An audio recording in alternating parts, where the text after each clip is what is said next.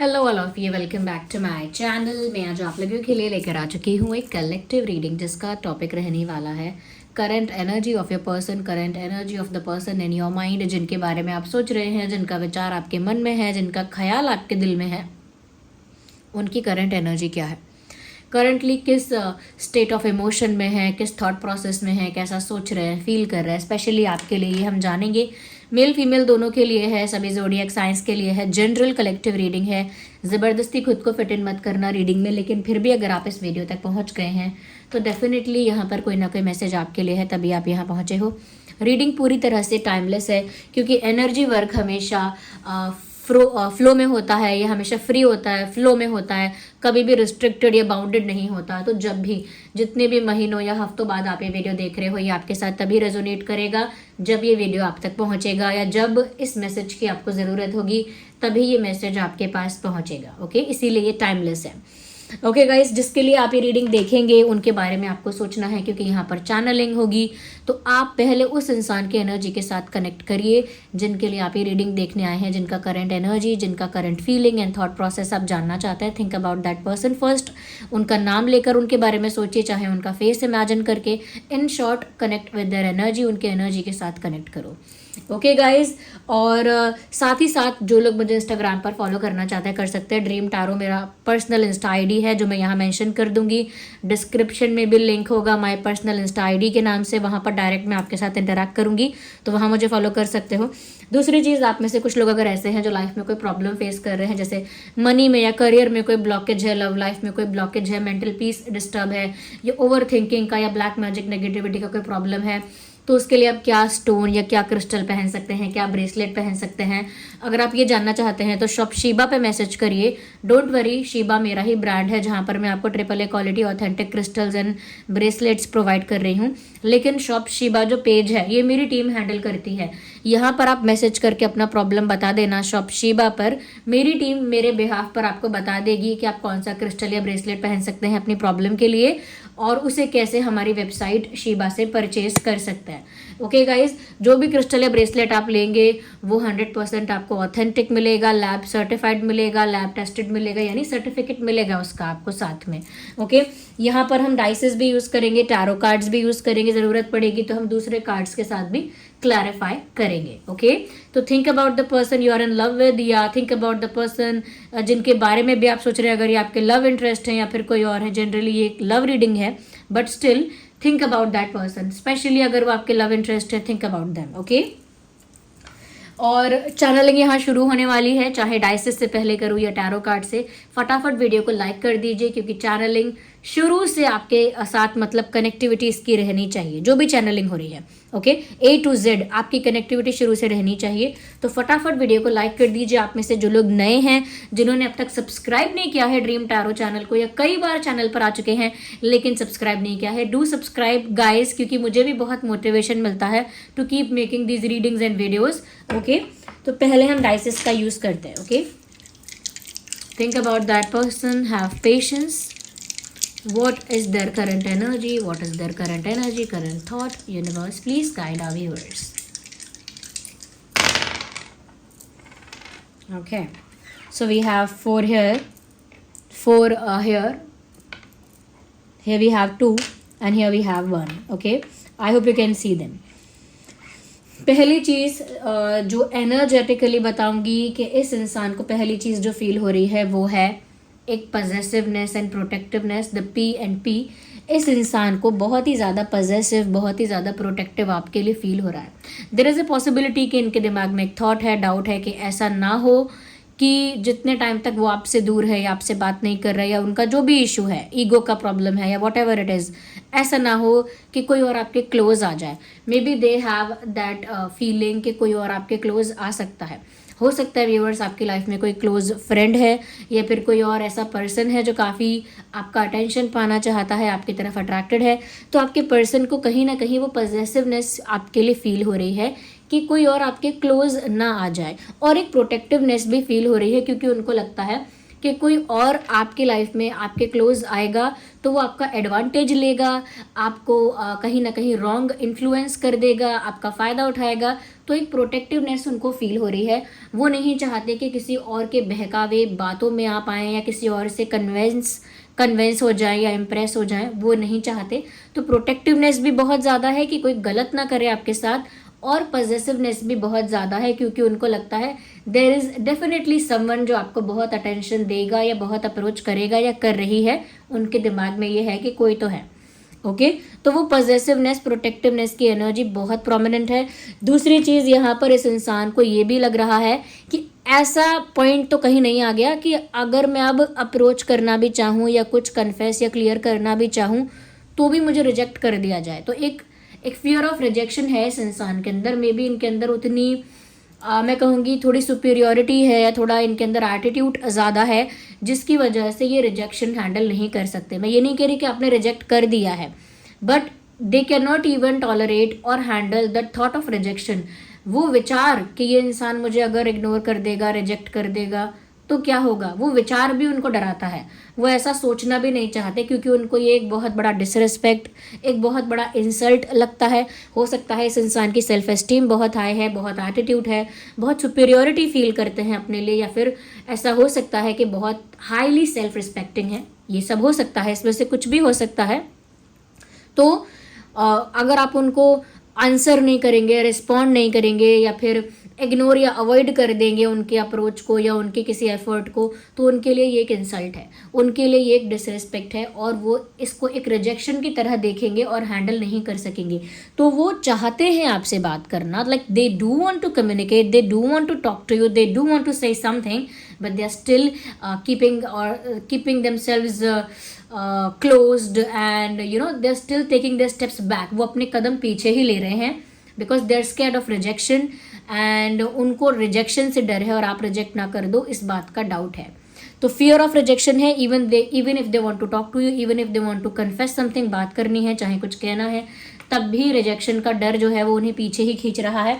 And एक protectiveness and पॉजेसिवनेस उनको feel हो रही है जो दिख रहा है कि यहाँ पर प्रोमिनेंट है बहुत ज़्यादा। अगेन पी, आप में से किसी दोनों में से किसी का नाम पी से स्टार्ट होता है क्या? ओके क्योंकि बार बार मुझे पी वर्ड जो है वो मेरे दिमाग में आ रहा है। अगेन यहाँ पर मुझे एक चीज़ ये भी दिख रही है, ये इंसान जानते हैं कि लाइफ के कैसे पॉइंट पर हैं जहाँ उनको डिसीजन लेना होगा।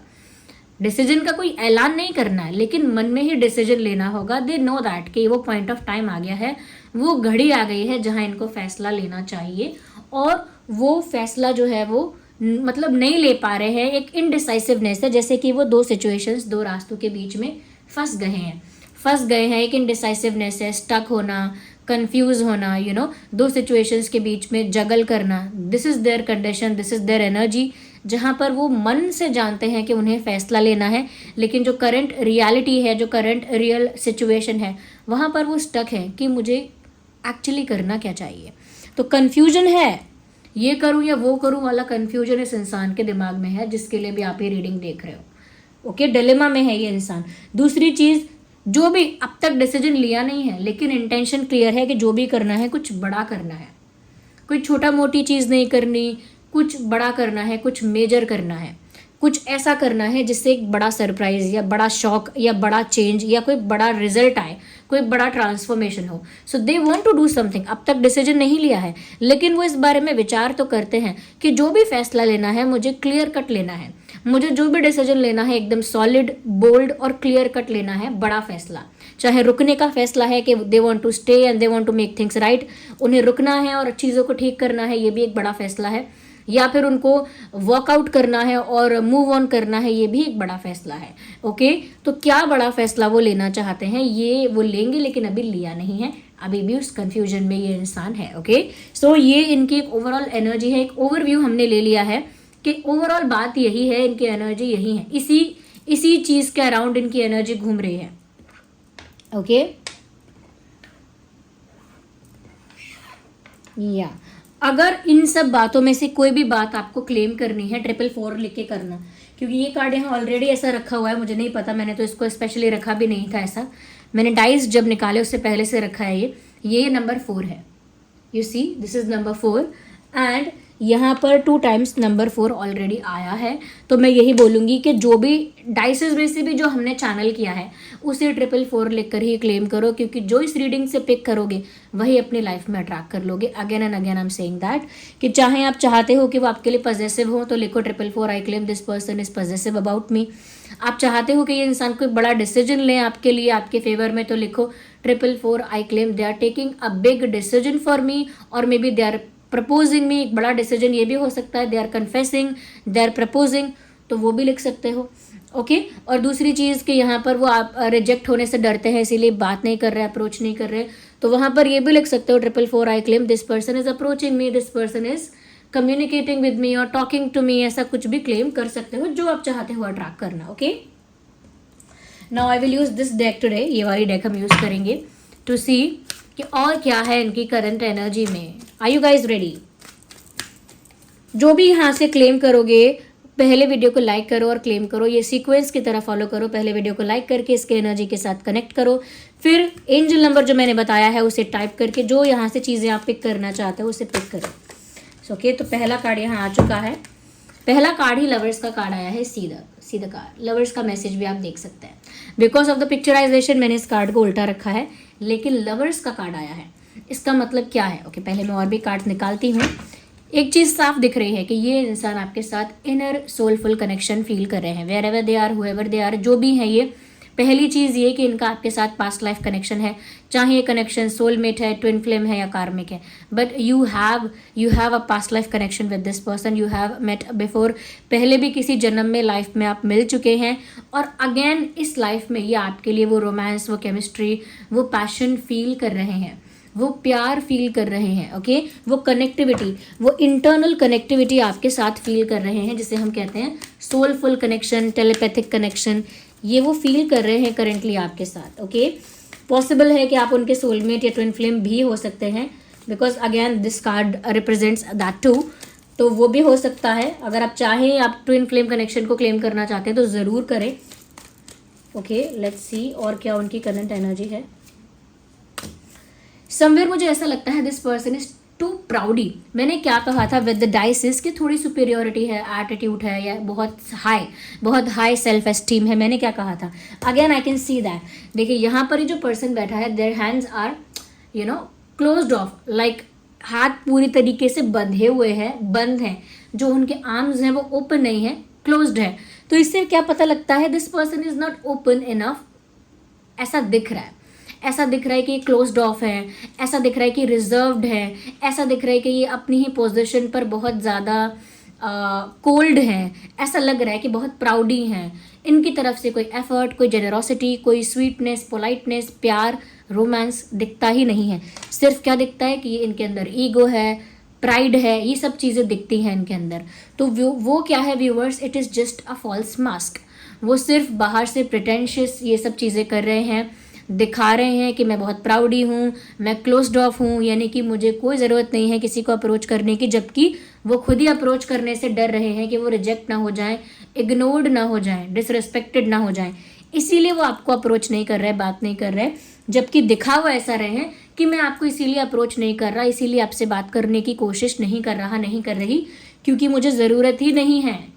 आई am fine wherever I am, मैं जहाँ भी हूँ, जिस भी पोजीशन में हूँ, बहुत अच्छा हूँ, बहुत ही पावरफुल हूँ, बहुत ही सेटिस्फाइड हूँ, ऐसा वो प्रिटेंड कर रहे हैं। That is not the reality, that is what they are pretending to be. Okay ये दिखावा चल रहा है, जबकि इंटरनली वो तो डरते हैं अप्रोच करने में। जैसा होता है ना, किसी को डर लग रहा है सामने वाले को अपना प्यार कन्फेस करने में, क्योंकि उसको पता है कि वो मुझे रिजेक्ट ना कर दे। लेकिन कोई पूछेगा कि आपने अप्रोच क्यों नहीं किया, तो हम क्या दिखाएंगे? अरे मुझे चाहिए ही नहीं, मैं पसंद ही नहीं करता, मुझे पड़ी ही नहीं है, आई हैव बेटर ऑप्शंस। तो ये क्या है? ये डिफेंस मैकेनिज्म है कि ये दिखाओ कि मुझे ज़रूरत ही नहीं है इन सब चीज़ों की, आई एम केयर फ्री, लेकिन अंदर से फील करना, वो चीज़ हो रही है इनके साथ। I need one card at one time. Universe what else is there in their energy, उनकी एनर्जी में और क्या है? Their current energy, their current. Okay we have a card here. मैंने क्या कहा था?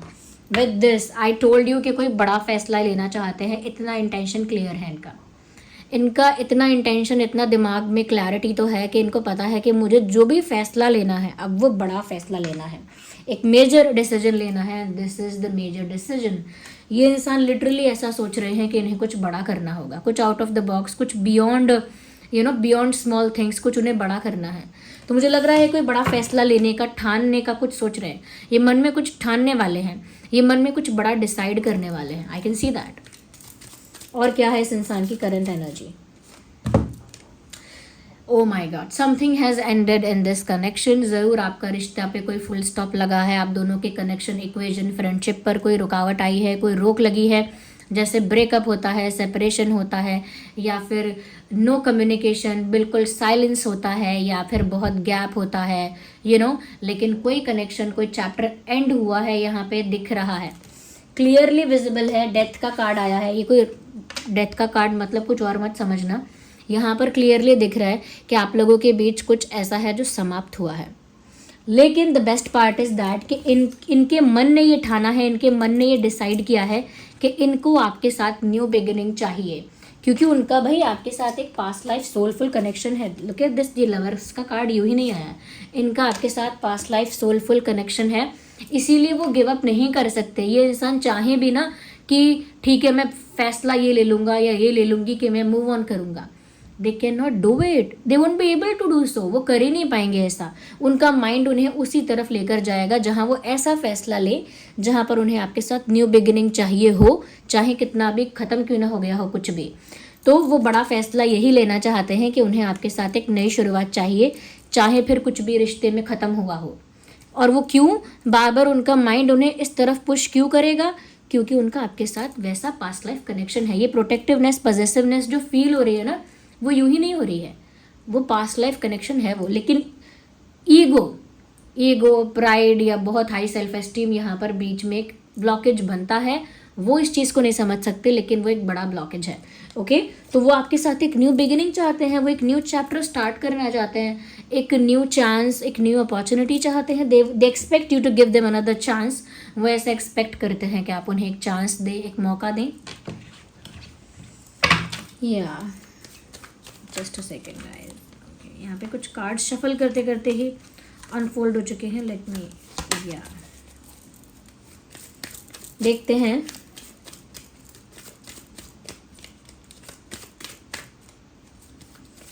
what else is there।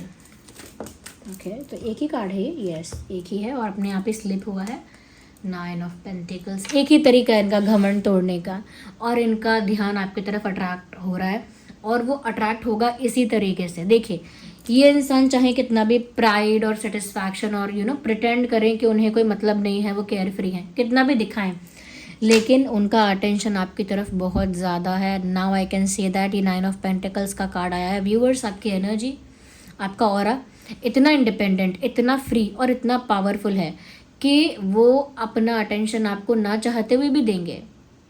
उनका अटेंशन आपकी तरफ ही है, इस समय भी उनका फोकस आपकी तरफ है, क्योंकि आप एक इंडिपेंडेंट सेल्फ लविंग एनर्जी में हैं।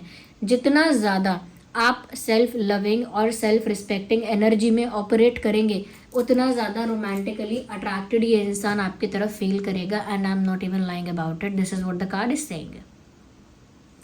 मैं बोलती तो जा रही हूँ, चैनलिंग चलती जा रही है, लेकिन जिसे जो क्लेम करना है क्लेम करना, क्योंकि वही अपनी लाइफ में आप अट्रैक्ट करेंगे। इस रीडिंग से वही पिक करेंगे। मेरे कहने का मतलब है कि जो इस रीडिंग से पिक करके क्लेम करेंगे, वही इस रीडिंग से आप अट्रैक्ट कर लेंगे। तो क्योंकि मुझे नहीं पता पहले आपकी एनर्जी कैसी थी, लेकिन करंट एनर्जी में ये दिख रहा है कि आपकी एनर्जी काफ़ी इंडिपेंडेंट है, काफ़ी सेल्फ रिस्पेक्टिंग है, काफ़ी सेल्फ लविंग है, सेल्फ वर्थ को आप रियलाइज़ कर रहे हो अपनी, और काफ़ी ज़्यादा कह सकते हैं कि एक फ्री एनर्जी में हो, जहाँ पर आप डिपेंडेंट नहीं हो किसी पर इमोशनली, और ना ही किसी को चेज़ कर रहे हो, ना ही किसी चीज़ के लिए डेस्परेट हो, और ना ही किसी चीज़ के लिए नीडी हो। तो आपकी ये सब चीज़ें एक ऐसा ऑरा क्रिएट कर रही हैं आपका, जो इतना पावरफुल है कि वो रोमांटिकली अट्रैक्टेड आपकी तरफ और ज़्यादा फील कर रहे हैं। उनको तब आपका ड्रेसिंग सेंस, आपका बॉडी लैंग्वेज, सब कुछ ज़्यादा अट्रैक्टिव लग रहा है। वो सिर्फ इसीलिए क्योंकि आपकी एनर्जी में शिफ्ट हुआ है। अब आपकी एनर्जी ज़्यादा सेल्फ लविंग, सेल्फ रिस्पेक्टिंग हो गई है, ज़्यादा इंडिपेंडेंट और केयर फ्री हो गई है।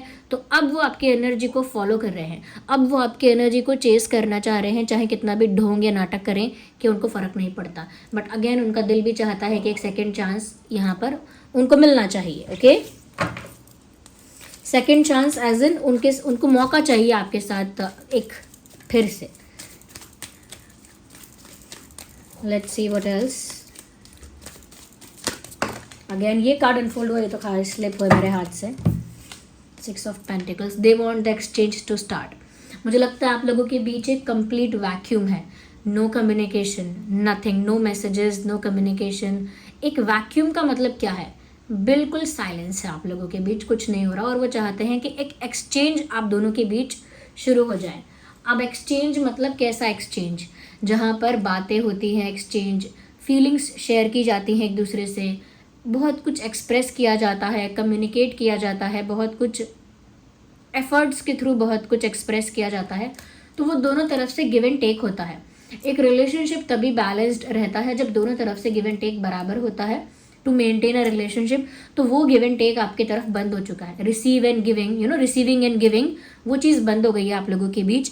दे वॉन्ट टू रीस्टार्ट दैट. वो एक गिव एंड टेक वापस से स्टार्ट करना चाहते हैं, यानी कि एक इक्वेजन, एक फ्रेंडली स्मूथ इक्वेजन वापस से आपके साथ स्टार्ट करना चाहते हैं. जहाँ पर बिल्कुल बिल्कुल वैक्यूम है, बिल्कुल साइलेंस है, वहाँ पर कुछ गिव एंड टेक, कुछ रिसीविंग एंड गिविंग स्टार्ट करना चाहते हैं. चाहे बातों का आदान प्रदान हो, चाहे विचारों का, चाहे गिफ्ट का, चाहे टाइम का, चाहे किसी भी चीज़ का. They want to start that exchange. Okay. और यहाँ पर ये कार्ड समवेयर कुछ कमिटमेंट, कुछ सीरियसनेस को भी दर्शा रहा है कि अब वो कुछ स्ट्रॉन्ग या सॉलिड ही सोचेंगे. जो भी सोचेंगे अब वो हल्का नहीं सोचेंगे. ओके. कैजुअल या टेम्परेरी नहीं सोचेंगे. अब वो जो भी सोचेंगे कुछ कुछ रिलायबल और कुछ स्टेबल सोचेंगे. Universe please guide what else.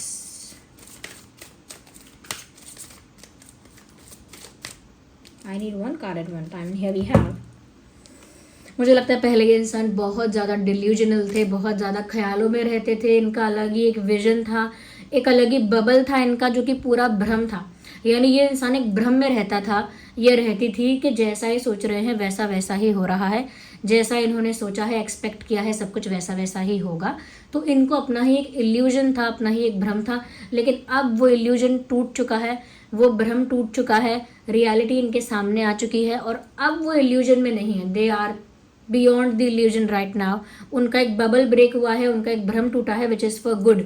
अच्छे के लिए हुआ है ये. क्योंकि जितना ज़्यादा ये इंसान अपने ही इल्यूजन में थे, अपने ही बबल में थे, उतना ही इनको लग रहा था कि चांद इनके चक्कर काटता रहता है और सब कुछ इनके अकॉर्डिंग होता है. तो अब इनका वो बबल ब्रेक हुआ है, तो इनको थोड़ा ग्राउंड रियलिटी समझ में आई है कि आपकी भी सेल्फ रिस्पेक्ट है, आप भी कहीं ना कहीं बहुत सेल्फ लविंग एंड रिस्पेक्टेबल हैं. तो वो सब कुछ अपने अकॉर्डिंग कंडक्ट नहीं कर सकते. ओके. सब कुछ नेचुरली होगा, वो अपने अकॉर्डिंग नहीं कर सकते. उनका ये भ्रम तो टूटा है एटलीस्ट. ओके.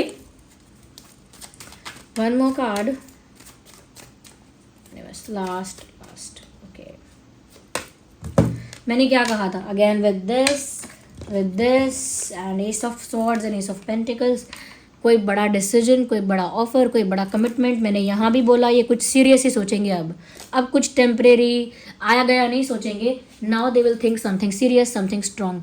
ये इंसान आपको कुछ सीरियस ऑफर करने के बारे में सोच रहा है. कोई सॉलिड ऑफर, मैरिज प्रपोजल या कमिटमेंट या लॉन्ग टर्म का कोई offer with something serious. Official करना, रिश्ते को ऑफिशियल करना, रिश्ते को सीरियस बनाना, उस बारे में ये सोच रहे हैं करेंटली. ओके गाइज, ये है उनकी एनर्जी. यहाँ पर क्लेम करो 444 लिखकर, जो भी क्लेम करना चाहते हो कि ये इंसान प्रपोज कर रहे हैं, कमिटमेंट ऑफर कर रहे हैं, शादी के लिए प्रपोज कर रहे हैं. 444 आई क्लेम लिखकर वो चीज़ क्लेम करो. आप चाहते हो आप लोगों के बीच एक एक्सचेंज स्टार्ट हो रहा है, तो वो 444 लिखकर क्लेम करो. आप अपने लिए क्लेम करो सबसे पहले कि आप इंडिपेंडेंट एनर्जी में हैं. 444 I claim I am independent. 444 I claim I am independent, carefree, self-respecting, self-loving person. I am satisfied. I am I am free. ये सब चीज़ें अपने लिए क्लेम करो, क्योंकि ये आपके ऑरा को और स्ट्रॉन्ग बनाएगा. और जितना आपका और आपकी एनर्जी सेल्फ रिस्पेक्टिंग रहेंगे, उतना ही ज़्यादा ये इंसान रोमांटिकली आपकी तरफ अट्रैक्टेड रहेंगे. तो वही चीज़ क्लेम करो. 444 I claim I am very self respecting, I have high self esteem. ये सब चीज़ें क्लेम करो. ये अट्रैक्ट भी करोगे आप, और ये आपको लंबे समय के लिए आपका ऐसा ही ऑरा रहेगा जहाँ पर लोग ऐसा ही सोचेंगे. और यहाँ पर आप में से जो लोग ऐसा चाहते भी हैं कि मुझे लोग रिस्पेक्ट करें, मुझे ज़्यादा मान सम्मान की नज़र से देखें, तो वो लोग सनस्टोन पहनिए. मैंने हमेशा बताया है. ओके. ये है सनस्टोन. ये है सनस्टोन, इसे लेफ्ट में पहनिए, इसे मेल फीमेल दोनों ही पहन सकते हैं, ignore the background noise, okay. ये है सनस्टोन, इसको मेल फीमेल दोनों ही पहन सकते हैं। और पहला कमेंट जो होगा उसमें सारे लिंक आपको मिल जाएंगे, सारे क्रिस्टल्स के, ब्रेसलेट्स के, सब चीज़ के, ओके। जो मैं बता रही हूँ सबके लिंक आपको वो वहाँ मिल जाएंगे, क्योंकि वो मेरी ही वेबसाइट के लिंक हैं शिबा के, और शिबा मेरा ही ब्रांड है। सो डोंट वरी, जो मिलेगा आपको लैब टेस्टेड मिलेगा, सर्टिफिकेट के साथ मिलेगा, ऑथेंटिक क्रिस्टल मिलेगा।